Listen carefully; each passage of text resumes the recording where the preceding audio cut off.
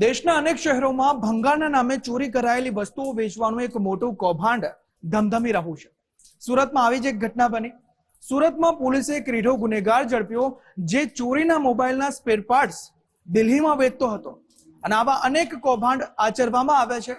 આવા અનેક રેકેટ અનેક રાજ્યોમાં ચાલે છે. તે તમામ વિગતો આપને બતાવી છે ધ ક્રાઇમ સ્ટોરીના આ ખાસ અહેવાલમાં.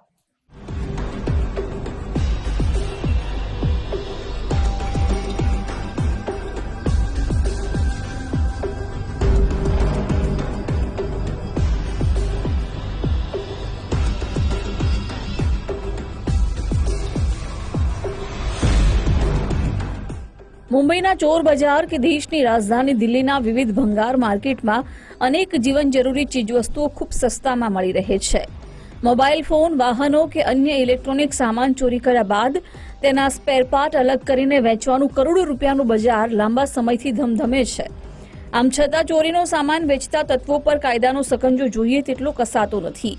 સુરત પોલીસે એક હરતા ફરતા મોબાઈલ ચોરીના બજારને ઝડપી પાડ્યો. લિંબાયત પોલીસને એક મોબાઈલ ચોર પસાર થવાની પાક્કી બાતમી મળી.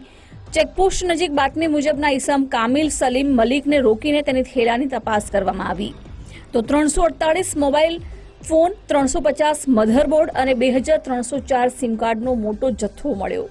આ ઉપરાંત 329 મેમરી કાર્ડ, 88 બેટરી સહિત 8.39 લાખનો મુદ્દામાલ જપ્ત કરવામાં આવ્યો. સુરતના કેટલાક મોબાઈલ ચોર પાસેથી કામિલ મલિક સસ્તા ભાવે ચોરી કરાયેલા મોબાઈલની જથ્થાબંધ ખરીદી કરતો હતો, જે બાદ દિલ્હીના ઓલ્ડ સિલમપુરના ભંગાર માર્કેટમાં ચોરીના મોબાઈલ ફોનના વિવિધ પાર્ટનું વેચાણ કરવામાં આવતું હતું. કામિલ મલિકે આગળ ચોરીના ફોન ફિરોઝ, મોમીન અને ઇમરાન નામના 3 ઈસમને વેચતો હોવાની લિંબાયત પોલીસની પૂછપરછમાં કબૂલાત કરી. આ ચોરીના ફોનના વિવિધ પાર્ટ અલગ કરીને એક મેમરી કાર્ડના 200 રૂપિયા વસૂલતો હતો તો સિમ કાર્ડ 4000 પ્રતિ કિલો આગળ વેચાણ કરાતું, જ્યારે મધરબોર્ડ અને બેટરી જેવા મહત્વના પાર્ટ 500 થી 1500 રૂપિયામાં વેચી મારતો હતો.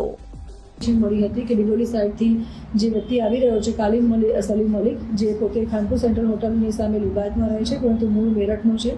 ગલી number 35 new Islamnagar summer garden colony Meerut ઉત્તર પ્રદેશનો છે. એ પોતે મોબાઈલ ચોરીના મોબાઈલ, ભંગારનો માલ, સિમ કાર્ડ બધું લઈને આવી રહ્યો છે. જ્યારે ત્યાં વાહન ચેકિંગ પોઈન્ટ ઉપર આવ્યો અને ચેક કરતા એની પાસેથી 3 મોટી બેગ મળે છે અને એમાંથી આપ જોઈ શકો છો એ રીતે 338 મોબાઈલ મળે છે, જેમાંથી કીપેડવાળા મોબાઈલ 201 છે અને એન્ડ્રોઈડ ફોન છે એ 140 છે, જેની ટોટલ કિંમત થાય છે 3,30,000. આ સિવાય 7 મોબાઈલ ચાલુ હાલતમાં એન્ડ્રોઈડ મળે છે, જેનું આશરે કિંમત 77,000 રૂપિયા જેવું થાય છે. એમાંથી 2 મોબાઈલ છે એ CR પોર્ટલ પર અમને ફરિયાદ મળી છે કે જે કડોદરાની છે અને બીજી એક ફરિયાદ છે એ ઓડિશાની કોરાપુર ટાઉન પોલીસ સ્ટેશનની છે. લિંબાયત પોલીસની પૂછપરછમાં કામિલ મલિકે કબૂલ્યું કે તે ચોરીના ફોન સાગર દેવી પૂજક, ભોલા દેવી પૂજક અને વિપુલ નામના ઈસમો પાસેથી મેળવતો હતો. આ ગેરકાયદે પ્રવૃત્તિમાં કામિલ મલિક લાંબા સમયથી સામેલ હોવાની શક્યતા છે. સુરત પોલીસના વરિષ્ઠ અધિકારીઓના મતે મોબાઈલ ચોરીને તેના સ્પેર પાર્ટ અલગ કરી વેચાણનું રેકેટ ગુજરાતના અન્ય શહેરો અને દેશના અન્ય રાજ્યોમાં પણ પ્રસરેલું હોવાની શક્યતા છે. સુરત પોલીસે હવે દિલ્હીમાં સ્પેર પાર્ટ ખરીદતા વેપારીઓની ભૂમિકા અંગે પણ તપાસ તેજ કરી છે.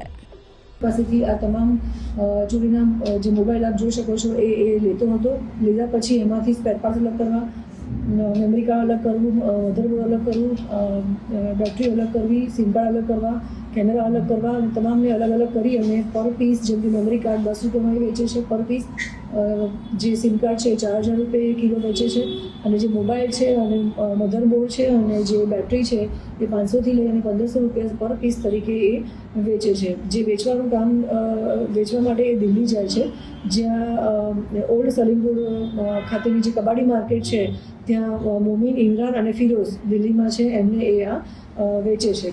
દેશના સામાન્ય નાગરિકોના મોબાઈલ ચોરીને એક નવા જ ચોર બજારમાં તેનું વેચાણ કરવું અત્યંત જોખમી છે. આવા મોબાઈલ ફોન દેશ વિરોધી પ્રવૃત્તિ આચરતા લોકો કે આતંકવાદીઓના હાથમાં લાગે તો મોટું નુકસાન થવાની સંભાવના રહેલી છે. આ નેટવર્કમાં સામેલ અન્ય આરોપીઓને ઝડપી પાડવા સુરત પોલીસે તપાસ તેજ કરી છે.